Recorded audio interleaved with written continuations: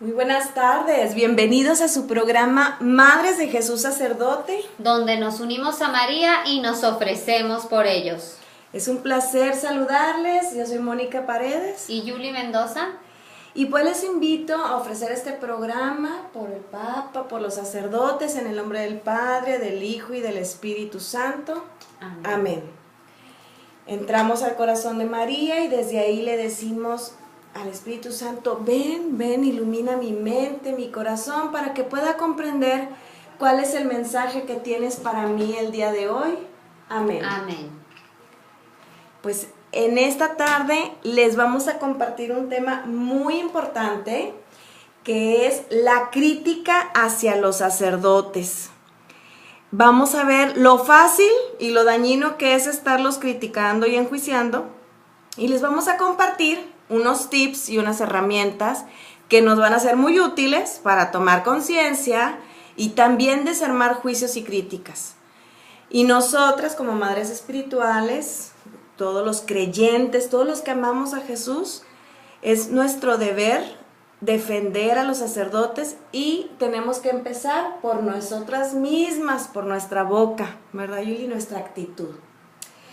Fíjense, le decía Jesús a Conchita Cabrera, le decía él, si los fieles me aman, si quieren glorificarme como es su deber de amor, nada más grande pueden hacer por mí que lo que hagan por mis sacerdotes, que es como si lo hicieran por mí mismo.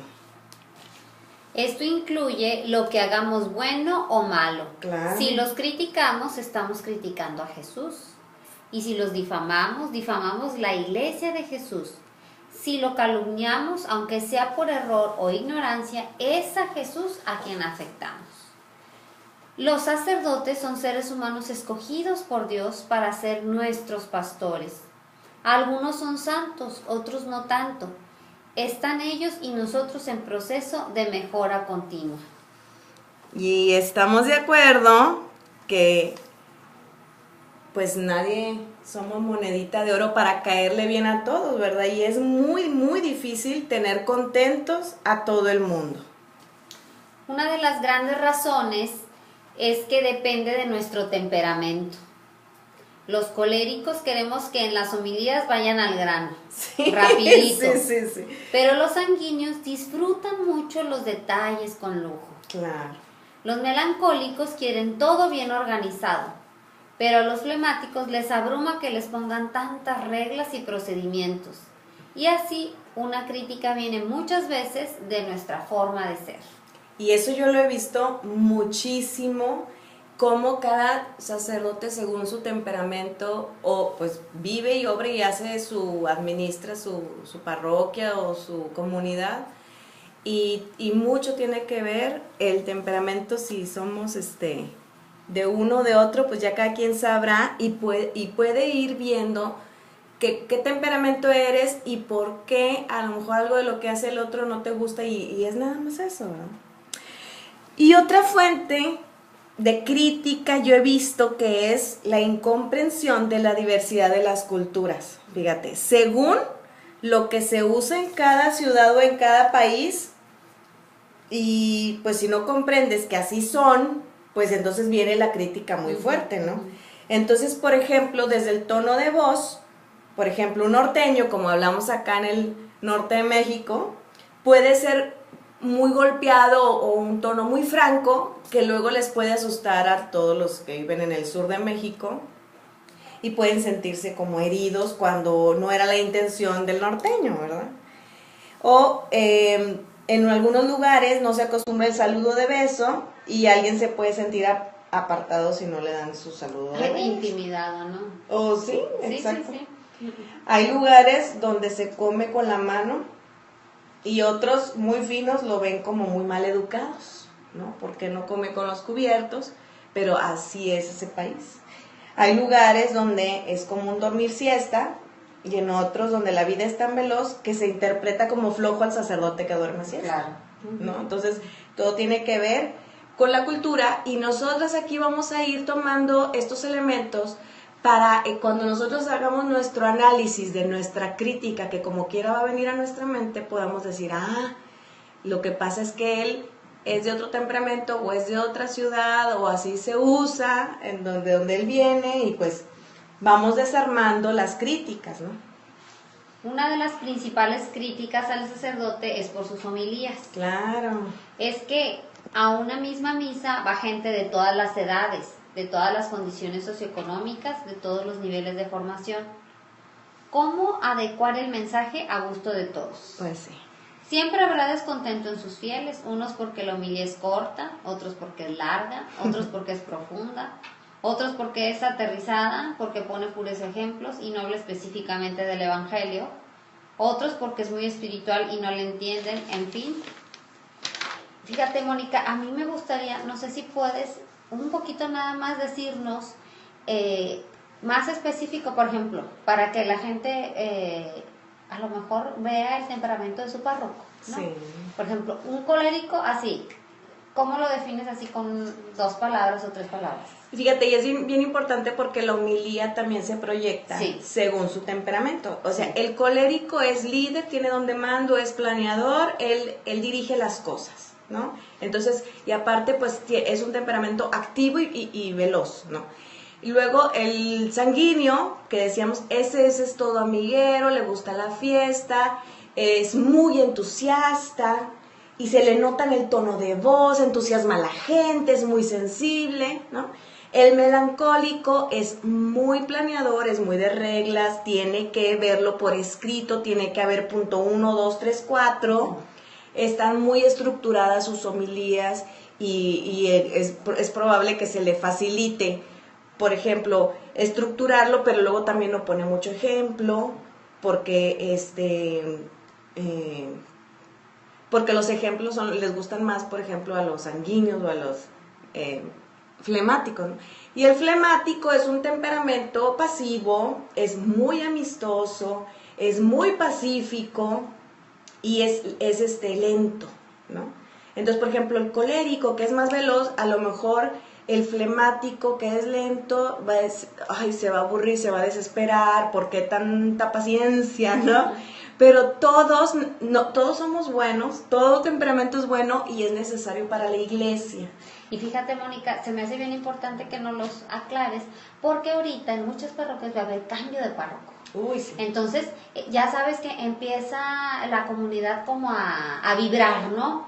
O sea, sí. Yo lo escuché. Se acostumbran a que tenían. Exactamente, al paso del que se fue, Uh-huh. y el que viene siempre les cuesta mucho trabajo adaptarse, ¿no? Yo lo escuchaba de una señora, dice, es que el párroco que teníamos era así como ahorita, ¿no? Una descripción que nos diste, bien pachanguero, o sea, la fiesta parroquial era aquello bullicioso. Y este nuevo que él llegó, nada que ver. No quiere nada, quitó muchas cosas, súper sobrio todo, ¿no? Uh-huh. Entonces nos sirve mucho saber el temperamento para entender al sacerdote y no criticar. Y también porque tenemos expectativas luego de que queremos que haga algo, pero no va con su temperamento. Por eso existe, yo lo he visto, fíjate, Yuli, en cada párroco el señor obispo pone vicarios que son totalmente diferentes para que haga el equilibrio, para que vayan las personas y pues se acerquen con quien más confianza sientan, ¿no? Y también para la riqueza de la administración de la iglesia o de la comunidad que hay ahí, ¿no? Entonces no podemos criticar, sino más bien buscar el que sea afín a el movimiento que yo tengo o la necesidad que tengo. Busco al sacerdote afín, o no criticar de, no sabe nada de tomar medidas de acción, pues porque quizás su temperamento no se lo permite. Y lo mismo con las homilías. Fíjate, yo también tiene mucho que ver que nosotros analicemos en cuanto a las homilías, que también depende mucho de uno. Tú y yo, Yuli, que tenemos niños chiquitos, o cuando yo los tenía más chiquitos todavía, vas a la misa y por favor que la homilía sea breve, clara, directa, porque los niños no aguantan las homilías de media hora, ¿no? Y entonces, a lo mejor si uno va sola, disfrutarías la homilía larga, pero si vas con los niños, lo que quieres es llevarte un mensaje y ya. Entonces, yo hice ese análisis en mí porque yo me acuerdo yo, al fin como unicóloga se me facilita ver algunos puntos, ¿no? Y entonces recuerdo muy bien, y este es otro punto de análisis, estaba yo criticando la homilía de un sacerdote. Y al final, una señora lo detiene antes de que él entre a la sacristía y lo felicita por la homilía tan hermosa que acababa de dar. Y yo dije, wow, o sea, una vez más constato que tiene mucho que ver los gustos, pero también tiene que ver la apertura que uno tiene a la gracia para que el Espíritu Santo te diga lo que uno necesita saber. Y que dígalo, sea como sea el sacerdote, porque ciertamente habrá quienes no tengan el don de la palabra, los hay, pero si uno va abierto, el Espíritu Santo te va a decir algo. No necesitamos todo el rollo, sino que de todo lo que dijo el Padre, vamos a elegir una palabra que nos vamos a llevar como mensaje, ¿no? Entonces, eso hay que tomarlo muy en cuenta para no etiquetar al sacerdote o no enjuiciar al sacerdote por la homilía que dijo. Otras críticas típicas que andan circulando en internet es una, por ejemplo, si el sacerdote es apuesto, dicen se equivocó de vocación, debería haberse casado. Si es feo, pobrecillo, por eso se hizo sacerdote. No encontró con quién casarse.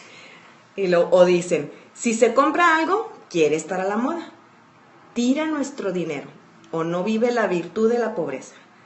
Y si no se compra nada, pues qué humildad más falsa no se valora. Si el sacerdote anda vestido de civil, es un mundano, le da vergüenza mostrarse como tal. Pero si lleva el traje clerical de un conservador tradicionalista que establece barreras con sus fieles. Total.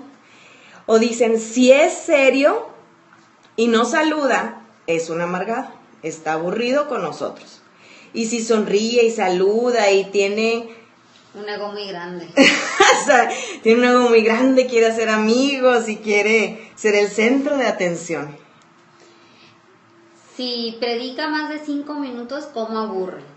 Se va por las ramas. Si su homilía es breve, es corto de intelecto, no prepara o infantiliza a los fieles.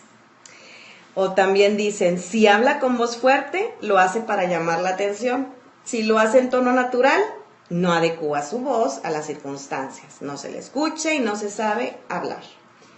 Si predica temas banales, no le importa la salvación de la gente. Si predica y exige la conversión, es un regañón y hace las cosas de mala gana. O también dicen, si no trata a la gente con cariño, que apático y que frío.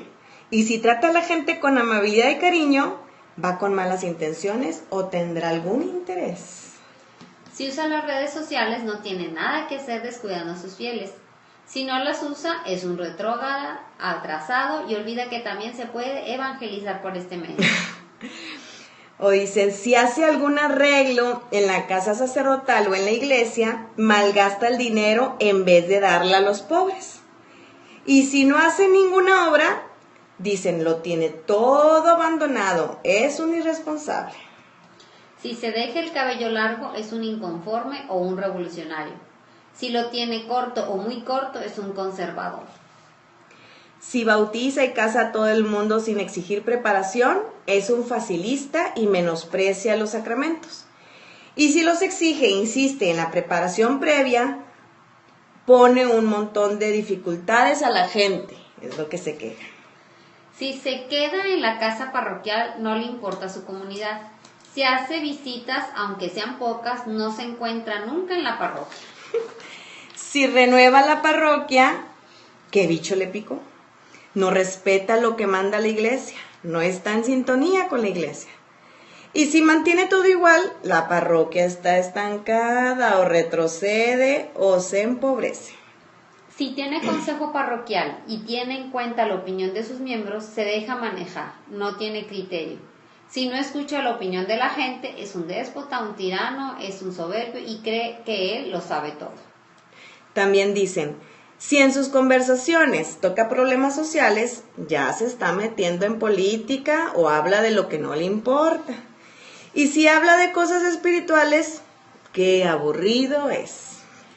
Si anda solo, no comparte con nadie. Está descontento con nosotros o es un amargado. Si lo ven conversando con hombres, ¿de qué hablará?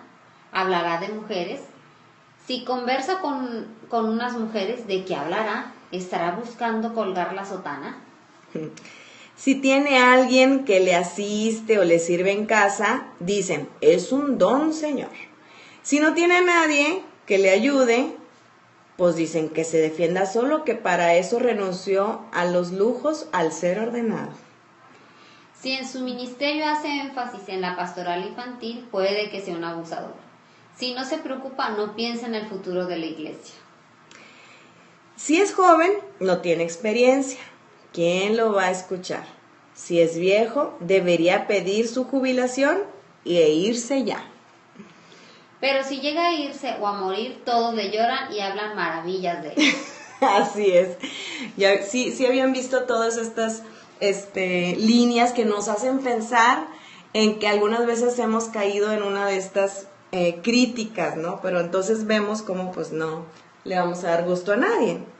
Ahora vamos a ver algunos tips que nos facilitarán detener los juicios y críticas. Y el primero es preguntarnos, ¿será que tengo una mente quejumbrosa? Pues una de las cosas que tenemos que ver y tomar en cuenta es qué tan quejumbrosa es mi mente, porque la gente quejumbrosa suele ver las faltas pequeñas como si fueran muy grandes y no está de acuerdo con nada. Y nos lleva también a descubrir que la fuente es el propio descontento que tengo yo con mi vida interior y entonces quiero proyectarlo con el sacerdote o con los demás, ¿verdad?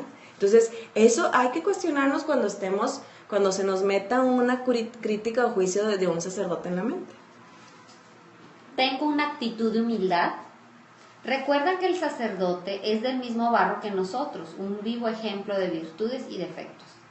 Antes de criticar, sea a quien sea, la gente debe recordar lo que dijo Jesús. El que esté libre de pecado, que tire la primera piedra. Juan capítulo 6, 7. Antes de corregir debemos estar muy atentos nosotros para no faltar o equivocarnos en aquello mismo que corregimos a los demás. Primero con el propio testimonio de vida y ejemplo de virtud, y después también podrá hacerlo con la palabra y el consejo. No nos vaya a decir Jesús, mira primero la viga que tienes en tu ojo y luego la paja en el de tu hermano. Fíjate que yo me estoy acordando de una crítica que escuché de un sacerdote que ya era muy noche y le fueron a tocar a la puerta a su casa y él ya estaba en pijamas, ¿no? Entonces le pedían que saliera a hacer algo y él se negó. Entonces, ¿cómo es posible? Y no sé qué. Y yo me quedé pensando, híjole, y si fuera yo, a lo mejor yo también me negaría, ¿no? Porque también tenemos el derecho a descansar y a tener un horario, ¿no?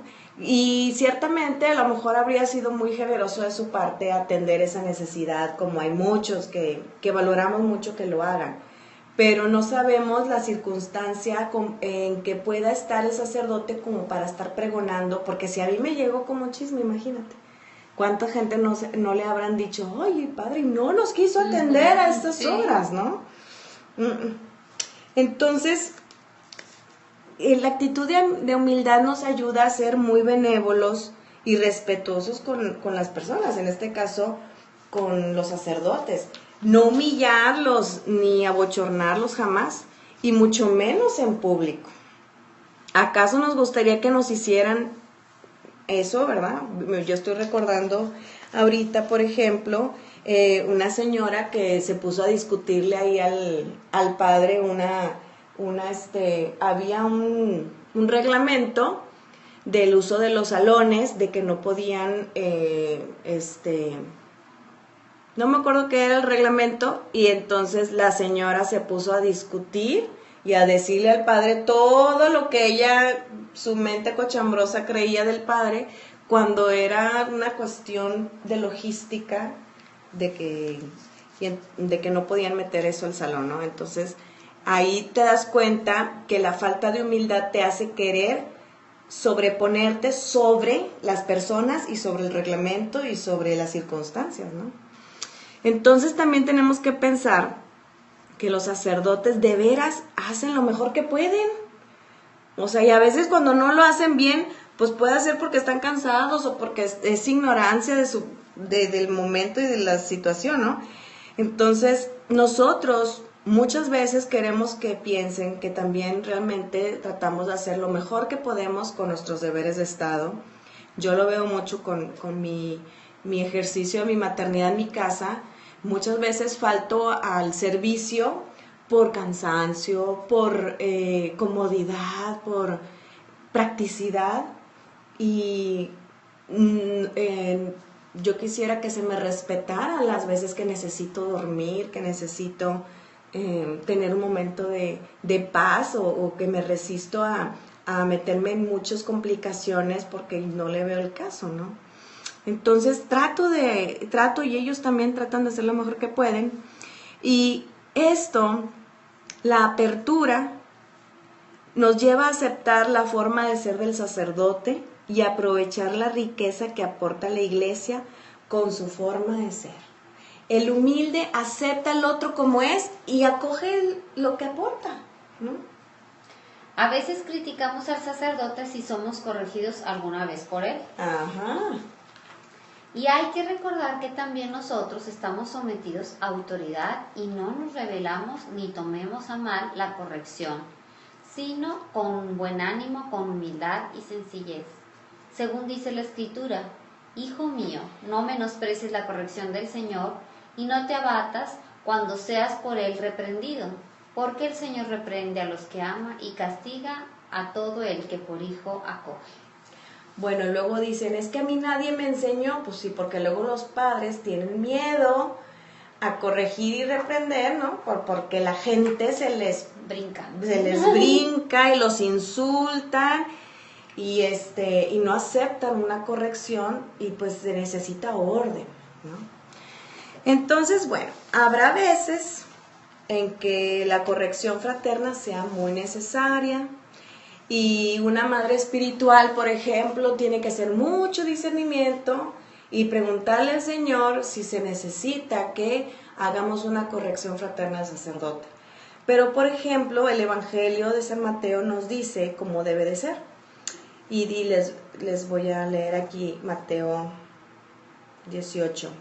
En aquel tiempo dijo Jesús a sus discípulos, si tu hermano peca, repréndelo a solas entre los dos. Si te hace caso, has salvado a tu hermano. Si no te hace caso, llama a otro o a otros dos, para que todo el asunto quede confirmado por boca de 2 o 3 testigos. Si no les hace caso, díselo a la comunidad. Si no hace caso ni siquiera a la comunidad, considéralo como un pagano o un publicano. Y aquí me viene a la mente un ejemplo de hace muchos años. Salimos de misa entre semana y me dice el vicario, oye, fíjate, me llamó el obispo y que le habían llegado quejas de mí. ¿Y qué crees que decían? Que yo empezaba la misa tarde. ¿Cuándo empieza la misa tarde, Mónica? Le dije, pues no, a mí no me ha tocado. Pues no anda diciendo la gente. Y luego dice el padre, bueno, que esta gente, ¿qué afán tiene? ¿Por qué no viene y me lo dice a mí primero? Pero, bueno, si conseguir una cita con obispo es difícil. Sí, pero los chismes les llegan de volada. Sí, no, sí hay gente que como quiera deja de llegar los chismes, Yoli. O los interceptan ahí en las misas que dan los obispos, sí, pues y ahí igual van y se quejan, ¿no? Entonces, a mí se me hizo muy el ejemplo, porque dijo el padre, ¿por qué no vienen y me dicen primero a mí? Digo, algo tan sencillo como la puntualidad en la misa, no debería de llegar a los oídos del obispo, ¿no? Claro. Aquí les presentamos la meditación del Papa Francisco al respecto en el Ángelus del 7 de septiembre del 2014. Las etapas en este itinerario indican el esfuerzo que el Señor pide a su comunidad para acompañar a quien se equivoca para que no se pierda. Es necesario, ante todo, evitar clamor de la crónica y los chismes en la comunidad. Esto es lo primero que hay que evitar. Ve, amonesta, tú y él solos. La actitud es de delicadeza, de prudencia, humildad, atención hacia quien cometió una culpa, evitando las palabras que puedan herir y asesinar al hermano. Porque ustedes saben que las palabras matan. Cuando hablo mal y hago una crítica injusta, cuando descarno a un hermano con mi lengua, esto es asesinar la reputación del otro. También las palabras asesinan. Vamos, con esto seriamente. Al mismo tiempo, esta discreción de hablarle estando solos tiene la finalidad de no mortificar inútilmente al pecador. Se habla entre los dos, ningún otro escucha y toca y acaba aquí. Todo acaba aquí. Y a la luz de esta exigencia se extiende también la serie de sucesivas intervenciones que prevé involucrar a algunos testimonios y después a la misma comunidad. La finalidad es de ayudar a la persona a darse cuenta de lo que ha hecho y que con su culpa ha ofendido no solamente a uno, pero a todos. Hay que ser misericordiosos con los sacerdotes, pues ellos lo son con los fieles.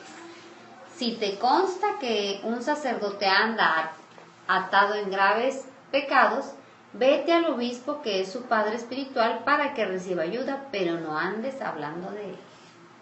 Fíjate, Yuli, yo aquí quiero resaltar dos cosas. Una es la actitud, otra vez, de humildad, de delicadeza, de tener la verdadera intención de que el hermano vea un punto que quizás no está viendo, que se está equivocando, ¿no? O que no ve que su actitud está afectando a otras personas, no se da cuenta. Y eso me gusta mucho, el hablar uno a uno, porque muy seguramente nos estemos equivocando porque no conocemos sus verdaderas intenciones, no conocemos la historia completa, porque normalmente tiene dos lados la historia, no nada más de la que te contaron o que tuviste. Y muchas veces ahí, cuando es una actitud de humildad, de preguntarle, oye, algo está pasando, ¿no? O no te diste cuenta de cómo se sintió mal esta otra señora por la forma como le hablaste. Entonces la persona puede estar abierta, el sacerdote puede estar abierto a platicarte a ti su verdadera intención, la historia completa, su punto de vista, ¿no? Y a veces podemos decir, bueno, yo pensé que no te habías dado cuenta o no sabía que tenías un propósito para hacer eso, ¿no? Y eso es, todos tenemos el derecho de réplica, de poder decir, oye, no, eso no era lo que yo dije, hice, no era mi intención. Sobre todo, Yuli, considerando lo mal comunicadores que somos entre personas, porque tenemos un filtro al recibir las cosas, un filtro que está condicionado por nuestro temperamento, nuestras heridas, nuestra historia, nuestros deseos y todo eso, ¿no? Entonces sí, qué importante hacer esa corrección fraterna de uno a uno, con amor, con ganas de aclarar las cosas. Bueno, ¿ustedes han escuchado los 3 filtros de Sócrates? Yo creo que es una herramienta muy buena que nos puede ayudar para detener los chismes. Y si no, pues se las platico aquí. Dice, un discípulo llegó muy agitado a la casa de Sócrates y empezó a hablar de... Quiero contarte cómo un amigo tuyo estuvo hablando de ti con malevolencia. Sócrates lo interrumpió diciendo, espera, ¿ya hiciste pasar a través de los 3 filtros lo que me vas a decir? ¿Los 3 filtros? Sí, replicó Sócrates. El primer filtro es la verdad. Ya examinaste cuidadosamente si lo que me quieres decir es verdadero en todos sus puntos. No. Lo oí decir a unos vecinos. Pero al menos lo habrás hecho pasar por el segundo filtro, que es la bondad. Lo que me quieres decir es por lo menos bueno. No, en realidad no, al contrario. Interrumpió Sócrates. Entonces vamos al último filtro. ¿Es necesario que me cuentes eso? Para ser sincero, no. Necesario no es. Entonces sonrió el sabio. Si no es verdadero, ni bueno, ni necesario, vamos a sepultarlo en el olvido. Pues yo no sé ustedes, pero a mí sí me daría curiosidad qué andan diciendo de mí. Pero no nos conviene saber, Claro. porque condiciona lo que pensamos de las otras personas, ¿no? Porque quieras que no, aunque esté en calidad de, pues no sé si sea verdad, ya se levantan unas sospechas que no nos conviene tener si no tenemos la madurez para desecharlas. Y bueno, pues no sé yo quién pudiera tener esa madurez, pero por lo pronto vamos viendo que para empezar, descubrir que sea verdad es bien difícil. Y ahorita les vamos a platicar más adelantito un método para ver esto. Si nos llega alguien con críticas, ¿qué hago? Eso es bien importante porque nos vemos, sobre todo las mujeres, metidas en nos gusta y nos es necesario expresar lo que sabemos, ¿verdad? O lo que nos pasó con un sacerdote. Entonces, ¿qué podríamos hacer? Como madres espirituales debemos defender la reputación de nuestros hijos. Así que cuando estemos en medio de las críticas y juicios, podemos decir algo así: a ver qué nos funciona, pero hay que practicarlo. Me siento incómoda hablando mal de los sacerdotes porque necesitan más respeto y más oración. Te encargo si ofreces un rosario por él, y ese caso tal vez se necesite más para Eucaristía. Y si se necesita más el caso, pues Eucaristías y comuniones y oraciones hay que ofrecer. Este método es bien importante porque así les podemos hacer conciencia al otro de que, pues sí, a lo mejor sí hizo mal o lo que tú quieras, pero pues se requiere de mucha oración, ¿verdad? Fíjate, algo que bueno, yo cuando me he topado mucho eso, les digo, pues es que falta más oración sobre todo con los párrocos que luego están muy expuestos, ¿no? Por su comunidad. Y dije, es que tiene que hacer más oración su comunidad por ellos, sacrificios, o sea, sí. Yo sé que hizo mal, pero nada nos ayuda a darle vueltas al asunto, y menos si lo seguimos comentando con más gente. Realmente se oye feo la palabra difamación, y eso es lo que hacemos cuando contamos a los demás sobre los defectos de los demás. Fíjate, a mí esa parte me ha hecho entrar en mucha conciencia, porque ciertamente la palabra difamación se oye muy fea. Sí. Pero cuando uno se confiesa, debe uno decir la palabra correcta. He difamado a un sacerdote. O sea, su fama, yo puedo decir, no hombre, este sacerdote, ahí donde lo ves todo contemplativo. No sabe las broncas que tiene con sus hermanos, ¿no? Ahí es una difamación, porque le estás quitando la buena fama. Y pues sabemos que todos somos humanos, ¿verdad? Lo que acabamos de platicar, pero es algo que tenemos que confesar cada vez que lo hagamos y ayudar a no hacerlo a los demás, ¿no? Entonces, esto me gusta mucho, estas frases, porque sucede que ya estás enfrascada en la conversación y luego el Espíritu Santo te llama la atención y no hayas cómo detener el asunto, ¿no? O resarcir ya toda la crítica que se está haciendo alrededor del sacerdote. Ya me imagino cómo se va a poner triste Jesús por lo que hizo el Padre, pero más triste está de escuchar cómo lo criticamos. Así es, lo que decíamos al principio, ¿verdad? Y pues hay que cambiar de tema y hablemos de cosas edificantes. Ese último me gusta porque a veces está uno con gente que no es católica, que no les vas a venir a decir, oye, pues reza por él, pero entonces están así, y entonces uno llega a decir, a ver, cambio de tema, ¿sí? Porque ya se comieron al padre, pero ya hasta le sacaron el puro huesito al pobre. Entonces podemos decir, cambio de tema, vamos a hablar de cosas más edificantes, ¿no? Yo hace poquito le dije a una persona, ¿sabes qué? Ni me hables de este padre porque podríamos sacar mucha tela para cortar. Entonces, Porque también no se trata de estar ciegos ante la situación. Sabemos que a veces hay sacerdotes que adolecen de una parte y mientras el Señor les enseña o los forma o les llama la atención también a ellos, pues nada sirve que estemos ahí chácale y chácale, ¿verdad?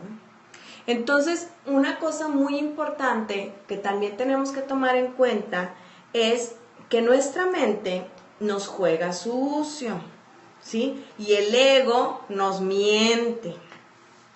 Por ejemplo, si el padre me vio con malos ojos, no, ya mi ego está inventando toda una historia que el otro padre ni siquiera, ¿no? Me estoy acordando del caso muy real de un padre que guiñaba el ojo como para saludar, así de hola, y guiñaba el ojo. Y entonces, la gente en una comunidad ya, nos lo contaron, ya lo conocía y lo querían y todo, lo cambian de comunidad y entonces él pues guiñaba el ojo también para saludar. Y entonces una señora fue y se quejó de que porque le andaba guiñando el ojo el padre, ¿no? Entonces, ¿quién sabe qué se habrá figurado la señora en su mente para irse a levantar juicios contra el padre, ¿no? Entonces, si nosotros sabemos que la mente nos puede engañar, que puede exagerar las cosas, que puede ver nada más un punto de vista y no todos los puntos de vista que realmente conforman la situación, tenemos aquí un método que les voy a enseñar, que es un método psicológico que ayuda a detener la mente. Y se llama el trabajo, ¿no? A mí me gustó mucho descubrirlo porque realmente nos ayuda a desmantelar los juicios. Entonces, supongamos que nuestra mente realmente hace juicios. Y no es que esté del todo mal hacer juicios sobre las situaciones, pero ya de ahí, ¿qué haces con el juicio? Si te crees lo que estás pensando, y luego qué decisión tomas al respecto o qué juicio moral haces de la persona y situación, pues ese ya viene siendo el problema. Entonces, lo primero que tienen que hacer ustedes, este es un método sencillo, pero a veces es importante o casi siempre es importante tomar nota en un papel porque la mente divaga mucho. Cuando escribes las cosas, las pones por escrito, le pones un alto a la mente y dices, a ver, te voy a cuestionar a este pensamiento que me viene a la mente y que lo traigo run, ¿no? Entonces vamos a tener un ejemplo concreto. No podemos, para empezar, etiquetar a un sacerdote de que este padre siempre anda regañando a todo mundo. Ese es un juicio genérico, ¿no? Entonces, nos vamos a ir a un caso concreto y vamos a decir, a ver, me topé a este padre y me regañó.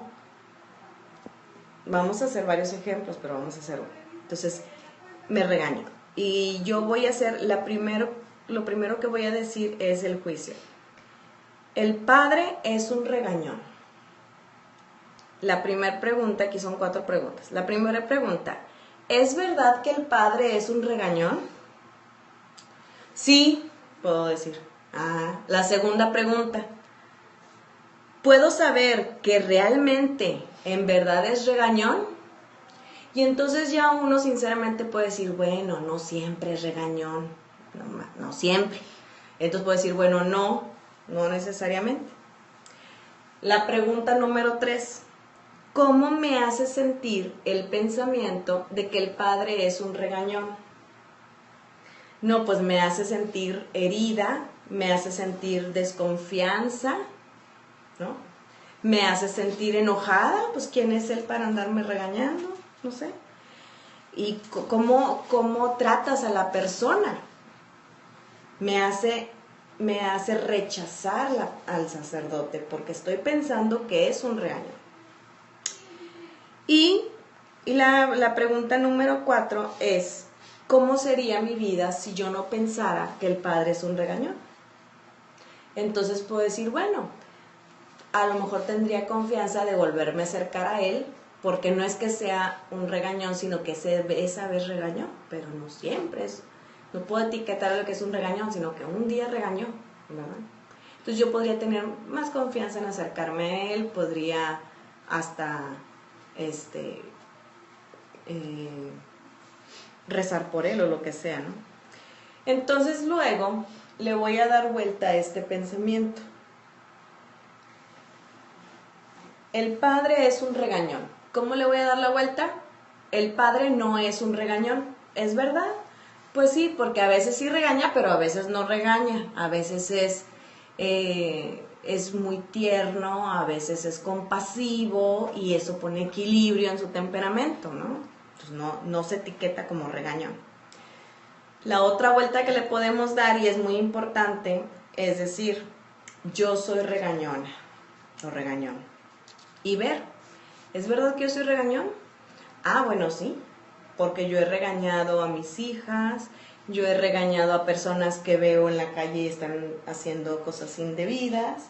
Y entonces eso, y no se trata de tener culpas, sino de lo que se trata es de tomar conciencia de que somos humanos, de que algunas situaciones nos sobrepasan, nos hacen reaccionar, y que así como yo soy capaz de algunas veces regañar, él también es capaz de regañar algunas veces, ¿no?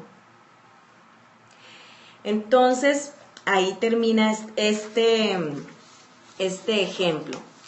Les voy a poner otro ejemplo diferente para ver si captaron la metodología del trabajo. Vamos a elegir un momento en que yo le pedí ayuda a un padre y se negó, ¿sí? El padre no quiso bautizar a mi hija. Le pedí un favor y se negó. Entonces, aquí ese es el caso concreto. El juicio es: el padre no quiere ayudar a nadie. Vamos con la primera pregunta. ¿Es verdad que el padre no quiso ayudar a nadie? ¿O no me quiso ayudar a mí? Pues a mí no me quiso ayudar. ¿Puedes decir que sí? Bueno, pregunta número 2. ¿Puedo saber que es realmente la verdad de que no quiere ayudar a nadie? Bueno, pues no, ¿verdad? Porque a lo mejor en otro momento, aunque yo no lo vea, puede hacer que sí ayude. ¿Cómo me hace sentir que me haya negado su ayuda?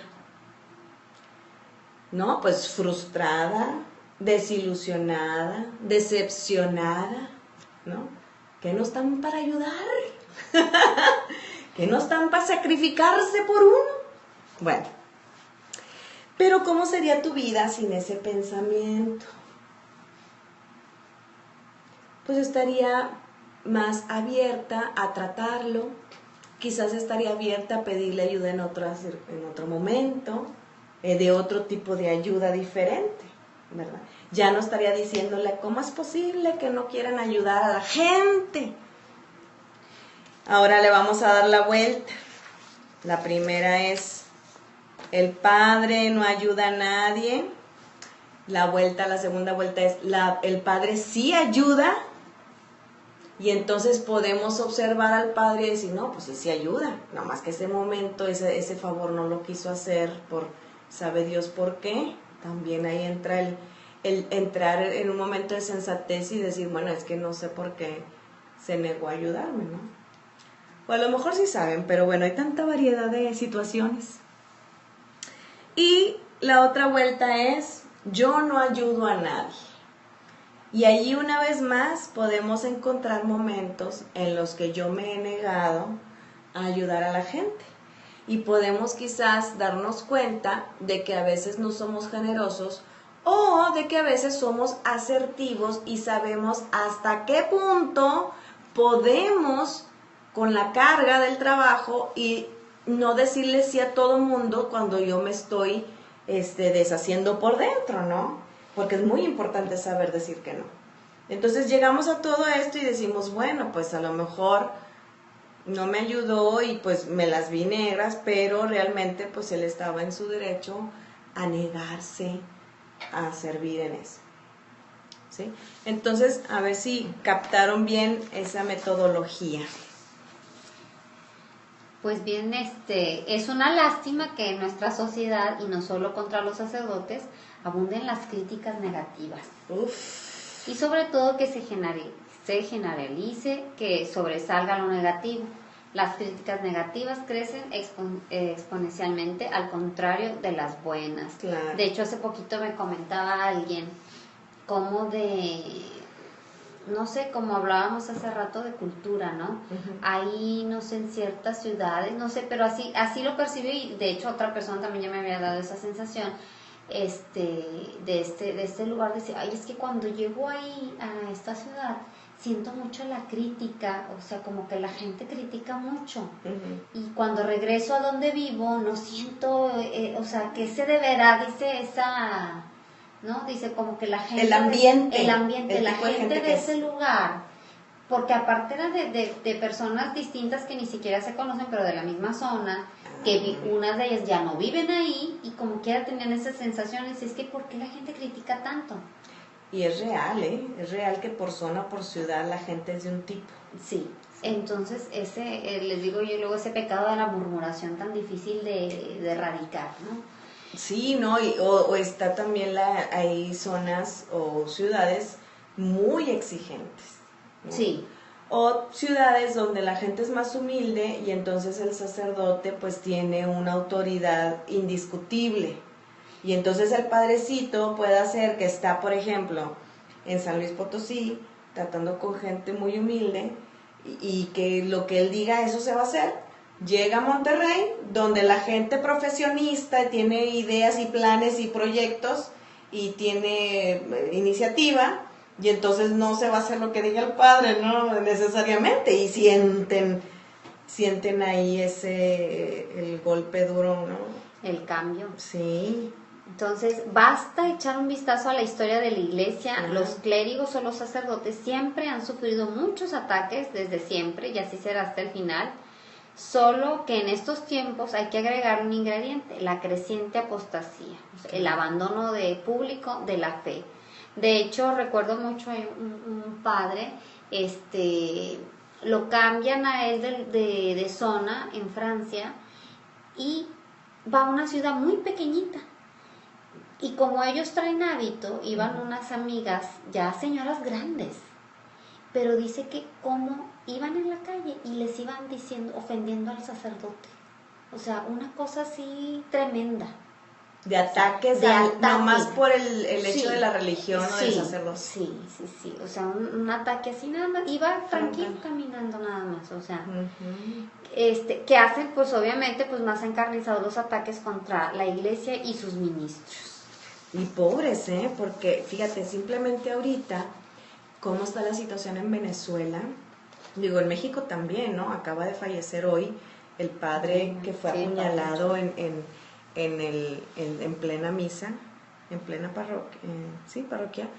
Pero en Venezuela, donde pues apenas tiene unos años de un ataque tan duro, tan frontal, tan descarado, y ¿quién iba a decir que iban a correr peligro los padres de ahí, ¿no? Entonces me estaban diciendo de una orden religiosa que iban a sacar padres de ahí, pero iban a mandar a otros que eran nativos de Venezuela.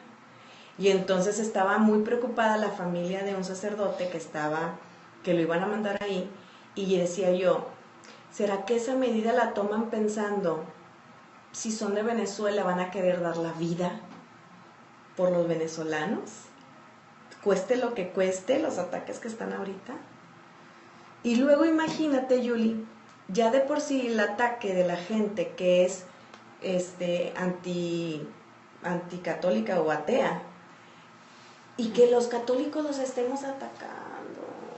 O sea, entonces, ¿de parte de quién está, no? O sea, va a decir el padre, bueno, ¿quién podría aquí apoyarme o qué, no? Entonces la gente debería ser más consciente de que los sacerdotes no tienen un camino fácil, que llevan sobre sus hombros, pues indiferentemente de su forma de ser, una carga pesada, una cruz que es la salvación propia, pero también la del pueblo de Dios. Por eso ellos no pueden abandonar su país o su parroquia por las amenazas que reciban y todo, ¿no?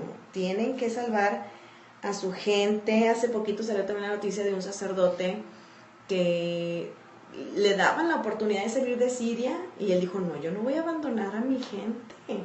No, podría haberlo hecho. Bueno, si Dios quisiera lo podría hacer, ¿no? También hay que reconocer que ellos hacen las cosas pues lo mejor posible y por lo menos hacen las cosas que no muchos hacen o quieren hacer, como es la de permanecer en las cosas difíciles, ¿no? Fíjate, Mónica, y es un ejemplo de eso también, es en África. Ya ves que hay unos centros donde están los leprosos, o sea, donde está la gente leprosa. Uh-huh. Hay sacerdotes que tienen años dedicándose a cuidarlos. O sea, que nadie, de hecho no me acuerdo porque leí la historia de ese sacerdote, uh-huh, que nadie quería ocuparse de ellos. O sea, pero qué bonito, Yuli, porque eso es una vocación dentro de la vocación. El Señor infundió en estos sacerdotes el amor específico por atender a los leprosos. Lo mismo con las Islas Marías o con toda clase de misiones donde está la gente, pues de todo tipo, necesidades de todo tipo, ¿no? Qué bonito que el Señor suscita estas vocaciones, ¿no? En los sacerdotes hay virtudes y defectos como en cualquiera de los seres humanos, con la gran diferencia de que ellos han atendido generosamente un llamado superior, respondiendo a una vocación especial que exige renuncias, una lucha interior seria y años de preparación. Ahora, qué bonito sería que cuando venga un sacerdote a platicarnos tantas críticas y juicios que se hacen de él y de su trabajo, podamos darles consuelo y ánimo, ¿no? Porque en una de las bienaventuranzas está muy claro que el Señor les dice pues que van a ser perseguidos y por su causa, y dichosos si eres perseguido por mi causa, pero se nos olvida. Necesitamos de alguien que nos recuerde que esa persecución trae una bienaventuranza, pero necesita uno estar unido al sacerdocio de Cristo. Y fíjate, me estaba contando mi esposo ayer también hablando de esta persecución para nosotros los cristianos. Dice, oye, acaban de aprobar una ley en Australia, uh-huh, donde prohíben cualquier signo cristiano en las calles, en las escuelas, pero me dice mi esposo, pero lo más curioso, el que hace la referencia es un hombre no cristiano, es un ateo, que dice que no se dan cuenta cristianos que los están persiguiendo, o sea, hablando del pueblo de Australia, o sea, que se les avecina una persecución. Sí, está tremendo, ¿eh? Porque oye, ni en tu propia casa podías tener imágenes, o no podías portar, por ejemplo, una cruz en tu pecho caminando, porque pues era una referencia religiosa. No, está tremendo eso. Ahora imagínate los sacerdotes, de por sí perseguidos así y luego criticados. Por eso yo no me canso de decir que en lugar de criticarlos necesitamos orar por ellos, porque ellos son los que están más en riesgo de caer en la debilidad, porque oye, también una tras otra. Yo me acuerdo muy bien un padre que me contaba, según él ya había sanado, pero yo veía su boca como me lo contaba y decía, no, es difícil sanar esto, cómo llegas a una comunidad y la gente te manda mensajitos diciéndote que te vayas, que no eres digno, ni estás preparado suficiente para atender esta parroquia, la gente que vive en esta parroquia, ¿no? Entonces le costó mucho trabajo. Pero cuando se fue, no, le lloraron. Pero él se mantuvo firme, no le hizo fácil. Al pobre no fue fácil para él aguantar todas las críticas de su misma comunidad. Y entonces, sí, ciertamente vemos los defectos del sacerdote, pero ¿ves el defecto? Rézale a Dios, pídele. Por ejemplo, yo veo que no saben dar las homilías, entonces pido Espíritu Santo, ilumina su mente, dale una estructura que sea, ya sabemos que aunque no le den gusto a todos, pero que hay pues pasos sencillitos que dar, ¿verdad? Sin que sea toda una cátedra, ¿no? Sencillo, los puntos resaltas el evangelio y así, ¿no? Entonces ves el defecto y oras al respecto. Que es muy regañón, bueno, Señor, dale mansedumbre, dale Espíritu Santo, dale la capacidad de prepara sus homilías, que es muy áspero, bueno, Señor, dale dulzura, y bueno, así podemos orar por ellos, ¿no? Ahora, ¿por qué eres duro con tu sacerdote? Ándale. ¿Cómo quieres que sea tu sacerdote? ¿Crees que si es como tú quieres que sea, hará mejor las cosas? Pídele a Dios que el sacerdote que tienes más cerca no sea como a ti te agrade, sino como lo necesita Él y la iglesia. Así es, y ese es un punto sumamente importante. Y en las historias que hemos leído, que tuvimos en el programa pasado, ves cómo el Señor llama a su sacerdote con toda la esencia, ¿no? Como ahorita lo referíamos, ¿no? Con ese barro, porque tiene, en ese llamado, tiene misión importante con su carácter, con su temperamento, ¿no? Para el propósito que Dios le tiene. Claro, y luego, por ejemplo, quisiéramos, me estoy pensando en un sacerdote que es sumamente activo y hace muchísimas cosas. La gente se queja porque no tiene tiempo para darte una cita, pero también quieren que haga todo lo que hace. Entonces, pues hay que pensar en eso. El Señor lo llamó, lo necesita activo por su temperamento así valiente y arrojado y que habla con palabras francas y de frente, no le da miedo. Bueno, pues es un sacerdote así, pues claro, lo invitan a la tele, lo invitan aquí y allá a defender a los debates y todo, y pues por eso es como es, ¿no? Y bueno, pues sabemos que lo que más aprovecha a un sacerdote pues es nuestra oración y no una crítica, ¿no? Ahora les pregunto a todos los que nos están escuchando, ¿oras por tu párroco o por el sacerdote que no es de tu agrado? A ver, un minuto de meditación. Estoy orando por mi párroco. Aquí les dimos unos tips. ¿Qué voy a orar? Voy a orar si veo un defecto, pero también recordar que no sea como yo lo quiero, sino como la iglesia lo necesita. A mí me encantan los sacerdotes activos, me encantan los sacerdotes contemplativos, me encantan los sacerdotes que saben mucho de doctrina, también los que saben mucho de mística, y no pueden todos saber de todo. Porque pues es la riqueza de la iglesia. Pero hay gente que exige, Yuli, que sepan de todo y no se puede, pobres, ¿no? Sí, no, pues es como en una sociedad, ¿no? Hay quien trabaja de ingeniero, hay quien es doctor, hay quien no, tiene una especialidad. Sí, no, y hay gente que quieren la respuesta de todo. Y me estoy acordando de una vez un señor ya grande va y le pregunta, no estaba tan grande, pero bueno, era un adulto, y le pide, oiga padre, ¿me puede explicar esta parte de por qué a los niños se les bautiza chiquitos, ¿no? Y le dice, oye, ¿conoces el Google? Bueno, métete a una página, ¿sí? Y tecleas Catecismo de la Iglesia y ahí te va a salir todo. Y a mí me dio risa porque, pues, tiene razón el padre. O sea, le pudo haber dado la respuesta, pero lo mandó a investigar, ¿no? Y de ahí en la investigación puede hacer que aprenda más. Porque pues ya de un tema se pasa a otro y así, ¿no? Entonces como que de principio fue, no lo quiso atender, pero no, o sea, no le dio el pescado, le enseñó a pescar. Bueno, pues estos queridos sacerdotes, qué importante es que nosotras de madres espirituales estemos orando por ellos. Oramos por lo malo, pero oramos para que tengan las virtudes necesarias, para que se santifiquen en su vocación, porque incluso dentro del sacerdocio tienen su vocación, ¿no? Están los que se dedican con los enfermos, los que se dedican con los obreros, los que se dedican a atender a los empresarios, a los más pobres y así. Entonces, dentro de su propia vocación, qué importante es que llenen los designios de Dios para ellos, y eso es lo que Jesús le decía a Conchita. Y si quieren como dijimos en un principio, si me aman como es su deber de amor, todo lo que hagan por ellos lo hacen por mí.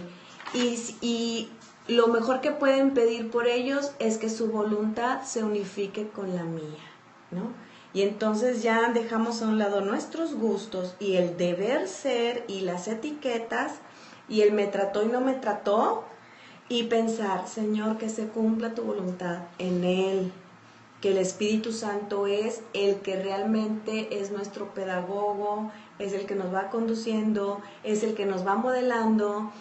Todos estamos en un proceso de mejora continua y a veces puede ser que el Señor nos use de instrumentos para darle un levantón, ¿no? Y entonces nuestra crítica constructiva o nuestra corrección fraterna es como de entusiasmarlo, ¿no? Para dejarlo así como con mucha esperanza de que las cosas van a cambiar para mejor y no de apachurrarlo. Y para eso pues es necesario también nuestra propia oración.